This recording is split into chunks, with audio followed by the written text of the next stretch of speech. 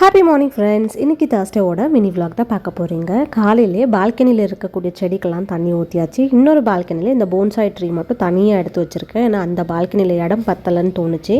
அதனால் இதில் இந்த பக்கம் வச்சுருக்கேன். இங்கேயும் வந்து நல்லா தண்ணியெல்லாம் விட்டாச்சு காலையிலேயே.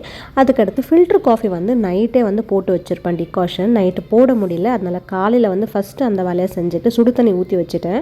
எல்லா வேலையும் பார்த்துட்ருக்கிறதுக்குள்ளேயே அந்த டிகாஷன் கலெக்ட் ஆகிடும். அதுக்கடுத்து பிளாக் காஃபி போட்டுக்கலாம் அப்படின்ட்டு லஞ்சுக்கும் பிரேக்ஃபாஸ்ட்டுக்கும் வேலை வந்து ஸ்டார்ட் பண்ணேன். இன்றைக்கி பிரேக்ஃபாஸ்ட்டுக்கு வந்து சப்பாத்தி செய்யலை, ராகி தோசை தான் செய்ய போகிறேன். ரவையும் ராகி மாவும் கலந்து வச்சுட்டேன். கூடவே வந்து கொஞ்சம் பச்சை மிளகா, வெங்காயம், கொத்தமல்லி, கருவேப்பிலை எல்லாமே சேர்த்து வச்சாச்சு.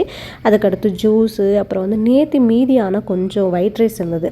ஸோ சாதத்துக்கு வந்து பூண்டு மிளகு சாதம் பண்ணிடலான்னு அந்த தாளிப்பு கொடுத்துட்டு அதுவும் ரொம்ப டேஸ்டியாக இருந்தது. பாக்ஸஸ் எல்லாமே பேக் பண்ணி முடித்த பிறகு துணி வந்து மடித்து வைக்கணுமா இருந்தது. அதுவும் எடுத்து வார்ட்ரோப்பில் வச்சுட்டேன். Bye bye, take care.